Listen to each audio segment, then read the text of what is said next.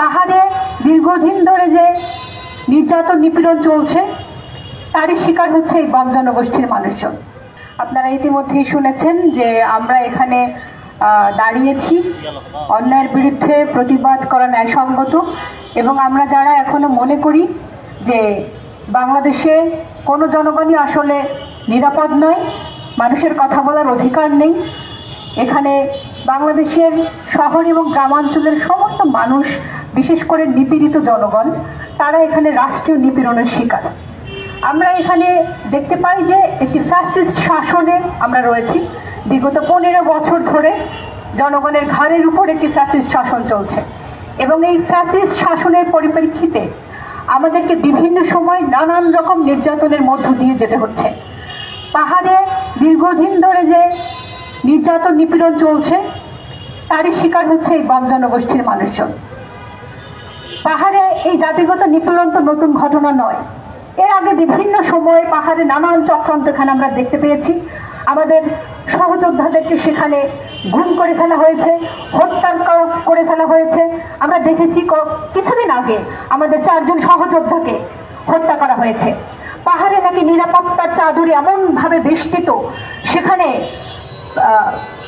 অন্য কোনোভাবে নিরাপত্তা বিঘ্নিত হোক সেটা রাষ্ট্রীয় কোনো বাহিনী চান না, এবং সে কারণেই সেখানে সেনাবাহিনীকে বহাল করে রাখা হয়েছে।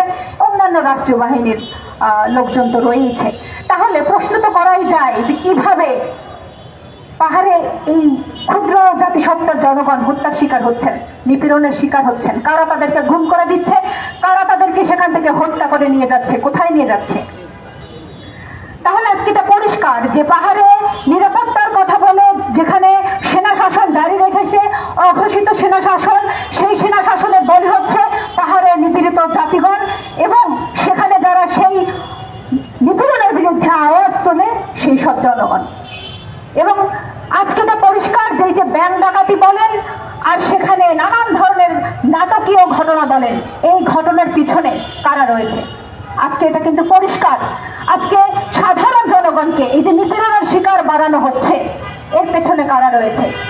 পাহাড়ে যে নিপীড়ন চলছে সেই নিপীড়ন অবিলম্বে বন্ধ করতে হবে। আমরা জানি সেখানে স্বরাষ্ট্র মন্ত্রণালয় থেকে যে 11 দফা ছুড়ে দেওয়া হয়েছে পাহাড়ি জনগোষ্ঠীর উপরে, সেটা বাতিল করতে হবে।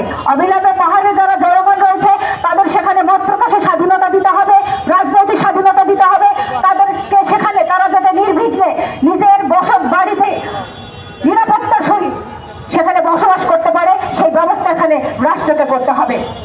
এই যে সাধারণ জনগণের উপরে নিপীড়ন, এই নিপীড়ন আজকে বন্ধ করতে হবে। বাংলাদেশে সমস্ত জনগণের যে নিরাপত্তা, সমস্ত জনগণের কথা বলার অধিকার, রাজনৈতিক অধিকার, সেই অধিকার রাষ্ট্রকে এখানে নিশ্চিত করতে হবে।